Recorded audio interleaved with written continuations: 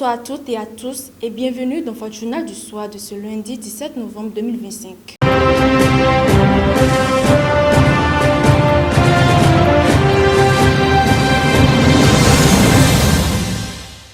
On démarre en Afrique avec une annonce qui suscite de vives réactions. Le Royaume-Uni menace de restreindre l'octroi de visas à 3 pays africains dont l'Angola, la Namibie et la République démocratique du Congo.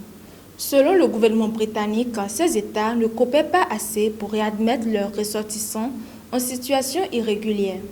Ils ont désormais un mois pour améliorer la situation, faute de quoi les restrictions toucheront les visas de tourisme et les visas VIP. Cette mesure s'inscrit dans la réforme migratoire voulue par Londres, alors que plus de 39 000 personnes ont traversé la Manche depuis le début de l'année, un chiffre supérieur à celui de 2024.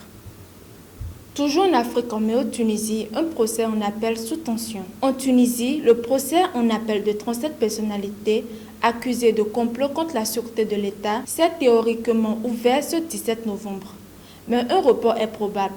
Les condamnés refusent de comparaître par visioconférence, comme l'exige désormais la justice pour des raisons de sécurité. Parmi eux, l'opposant Djawa Ben Barek, condamné à 18 ans de prison.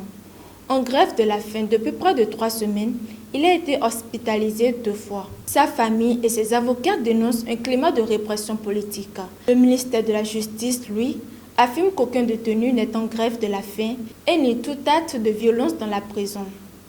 Terminons ce journal par l'Asie avec ce verdict historique à Bangladesh. Au Bangladesh, l'ancienne première ministre Sheikh Hasina a été condamnée à mort par un tribunal spécial à Dakar.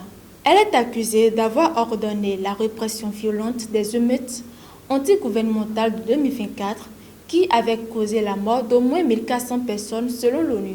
Exilée en Inde, elle a été jugée par contumace. Âgée de 118 ans, celle que l'on surnommait le Begoun de fer dénonce une farce politique et estime que le verdict était préétabli.